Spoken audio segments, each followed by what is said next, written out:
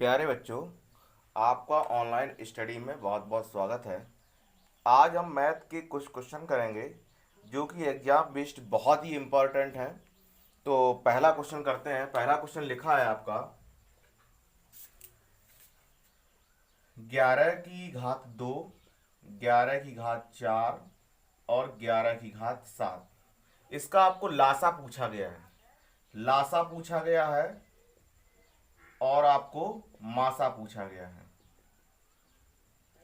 यदि इस तरह से कोई लासा घात के रूप में दिया जाए और मासा पूछा जाए, लासा मासा कोई बात पूछी जाए, तो एक बात ध्यान दीजिएगा, जो सबसे बड़ी घात होगी वो उसका लासा होगा, जो सबसे छोटी घात होगी वो उसका मासा होगा। ठीक है। अगर इस तरह कोई क्वेश्चन आता है ऑप्शन में तो इस तरह से हम कर लेंगे लासा या मासा का। नेक्स्ट क्वेश्चन आपका दूसरा नंबर दिया हुआ है 3 की घात 4 गुणा 9 की घात 6 भाग 27 की घात 7 गुणा 3 की घात 9। तो देखिएगा, घात का घात में क्या होता है? गुणा, यानी कि 3 की घात कितना होगा? 16 गुणे 3 की घात 2 लिख सकते हैं इसको, 9 को, और की घात 6 भाग 27 को हम 3 की घात 3 लिख सकते हैं और की घात कितना है? 7 गुणा 3 की घात 9। तो ये हो जाएगा 3 की घात 16 गुणा 3 की घात, घात का घात में क्या होगा? गुणा, 6 दूनी 12 भाग 3 की घात 7 गुणा 3 की घात 9। अब ये घातें समान हैं तो गुणा में घातें क्या होती हैं? जुड़ जाती हैं। अगर आधार समान है तो गुणा में घातें जुड़ जाएंगी। तो ये हो जाएगा 3 की घात 16 12 कितना होगा? 28 भाग, ये हो जाएगा 3 की घात 21 और 9 30। तो इस तरह से भाग में घातें किस तरह से? 3 की घात 28 बटे 3 की घात 30। तो इसको हम भाग में घातें घट जाती हैं यदि आधार आपके समान है। तो हम क्या लिखेंगे? 3 की घात 28 माइनस 30, ये ऊपर जाएगा तो माइनस का हो जाएगा। तो ये हो जाएगा 3 की घात -2। यही आपका आंसर है। या फिर इसको ये भी लिख सकते हैं, 1/3 की घात 2 बराबर 1/9। 1/3 की घात 2 कैसे होगा? जब ये हर में जाएगा तो ये हो जाएगा पॉजिटिव, तो 1/9। इस तरह से इसका दूसरे का आंसर हो गया। चलिए नेक्स्ट क्वेश्चन देखते हैं। तीसरा नंबर क्वेश्चन लिखा हुआ है आपका x की घात 3 y की घात 2 बटे x/-2 भाग x/बटे x की घात 2 y की घात 3 तो इसको कैसे सॉल्व करेंगे? एक बात ध्यान दीजिए कि इसकी घात में माइनस चिन्ह है, तो अगर इन दोनों को हम पलट दें तो ये कैसा हो जाएगा?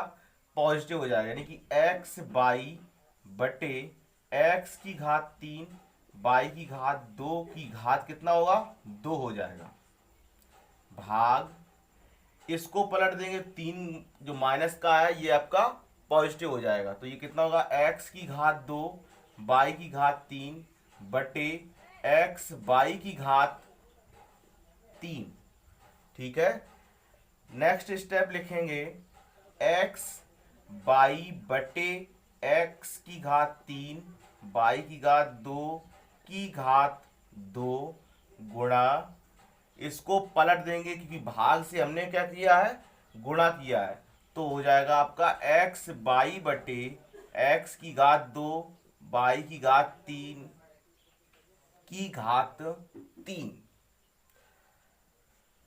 तो अब इसको हम सॉल्व कर लेंगे। x की घात कितना होगा? 2, y की घात कितना होगा? इधर एक्स की घात कितना होगा, 3 दूनी 6 और बाई की घात कितना होगा 4 गुणा इधर एक्स की घात कितना होगा 3, बाई की घात कितना होगा 3, एक्स की घात कितना होगा 6, बाई की घात कितना होगा 9। ठीक है, अब इसको सॉल्व कर लीजिए। तो इधर देखिएगा x की घात ऊपर कितनी होगी, x की घात 5, क्योंकि गुणा में घातें जुड़ जाएंगी अगर आधार आपके समान है।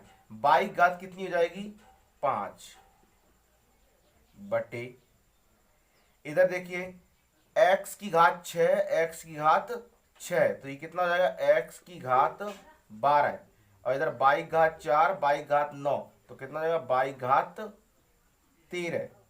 अब भाग में घातें क्या होती हैं, घट जाती हैं, तो ये हो जाएगा 1 बट्टी एक्स की घात 5, 12 में से 5 जाएगा कितना बचेगा 7, बाई घात 5 इसमें घटाएंगे तो बाई घात कितना बचेगा 8।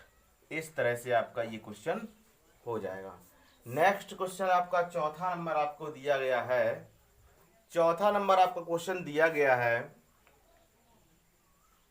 लिखा है घनमूल बाई की घात 2 की घात आपका दिया गया है 6। इसकी वैल्यू आपको पूछी गई है। घनमूल या वर्गमूल या चतुर्थमूल को हम एक नए नाम से जानते हैं, करड़ी। ध्यान दीजिएगा, घनमूल, वर्गमूल, चतुर्थमूल, इनको हम करड़ी के नाम से जानते हैं। तो हम इसको क्या लिखेंगे, बाई की घात 2 की घात 1/3। घनमूल को कितना लिखते हैं 1/3 की घात कितना होगा 6 हो जाएगा। तो ये हो जाएगा बाई की घात 2 और घात का घात में क्या हो जाएगा गुणा, तो जो गुणा करेंगे तो 3 दूनी 6 यानी कितना होगा 1/2। तो ये 2 से 2 कट जाएगा तो ये कितना हो जाएगा 22। तो इस तरह से चौथे क्वेश्चन का आंसर आ गया है। नेक्स्ट क्वेश्चन देखिएगा,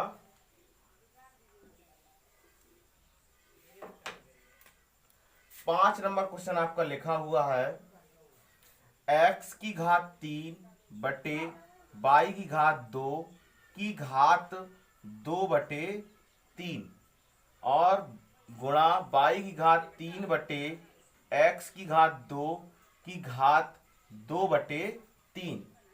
तो देखिएगा घातें समान है, तो अगर यहां पर गुणा का साइन है तो गुणा हो जाएगा अंदर, और अगर आधार समान है तो गुणा की घातें जुड़ जाएंगी।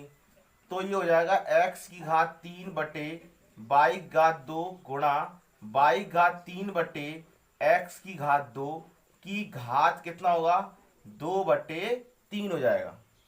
अब इसको सॉल्व कर लीजिए, तो x की घात 3 और x की घात 2 जब ये ऊपर जाएंगे घट जाएंगी तो नहीं कितना बचेगा x। बाई घात 3 बटे बाई घात 2 जब ऊपर जाएंगे तो घट जाएगा बाई बचेगा, तो बाई की घात कितना होगा 2/3। इस तरह से इसका आंसर हो जाएगा। नेक्स्ट क्वेश्चन देखिएगा 6 नंबर। 6 नंबर आपका लिखा हुआ है x बटे बाई की घात a माइनस बी, एक्स बटे बाई की घात b माइनस सी, एक्स बटे बाई की घात c माइनस a, इसकी आपसे वैल्यू पूछी गई है। देखो आधार समान है और बीच में का एक निशान है, गुणा का निशान है, तो आधार समान होने पर गुणा में घातें क्या हो जाती है जुड़ जाएंगी। तो ये हो जाएगा x बटे बाई की घात a minus B plus b minus C plus c minus a। ये घात जुड़ गई, ये घात जुड़ गई, ये घात जुड़ गई, तो a से आपका a कट जाएगा, b से b कट जाएगा, c से c कट जाएगा। तो ये आपका हो जाएगा x बटे बाई की घात कितना होगा 0 हो जाएगा, और किसी की घात अगर 0 है तो उसकी वैल्यू कितनी होगी 1 हो जाएगी। नेक्स्ट क्वेश्चन देखिएगा 7 नंबर क्वेश्चन देखते हैं। 7 नंबर क्वेश्चन आपका ये लिखा हुआ है, तो इसमें क्या होगा कि आधार समान है, आधार आपके ये है, आधार की घात घात में ये लिखा होता है, तो आधार समान है आपके, तो गुणा भाग में घातें क्या हो जाएंगी, घट जाएंगी, यानी कि लिखा जाएगा p की घात t माइनस एस और की घात कितना है t प्लस एस। इधर क्या होगा p की घात s माइनस आर की घात s प्लस आर। इधर कितना होगा p की घात r माइनस t की घात कितना होगा r प्लस t। अब आप लोग देखिएगा घात का घात में क्या हो जाएगा, गुणा हो जाएगा, तो ये हो जाएगा a plus B into A minus B. Formula क्या होता है A square minus B square, तो इस तरह से हो जाएगा T square minus S square. इधर आपका हो जाएगा p की घात S square minus R square. इधर क्या हो जाएगा p की घात R square minus T square. अब क्या है, आधार तीनों के समान है, तो गुणा में घातें क्या हो जाएंगी आपकी, जुड़ जाएंगी, तो ये जाएगा p की घात T square minus S square plus S square minus R square plus R square minus T square. तो इसका क्या होगा, एस स्क्वायर से एस स्क्वायर कट जाएगा, आर स्क्वायर से आर स्क्वायर और टी स्क्वायर से टी स्क्वायर। तो ये आपका हो जाएगा p की घात कितना होगा, 0, और किसी घात 0 है तो उसकी वैल्यू कितनी होगी, 1 होगी। तो इस तरह से हमने 7 क्वेश्चन किए हैं जो कि एग्जाम बेस्ड बहुत इंपॉर्टेंट हैं। आप लोग और एक्सरसाइज के क्वेश्चन करेंगे, जो भी प्रॉब्लम्स आती रहें उनको आप लगातार पूछते रहिएगा, ठीक है। Thank you.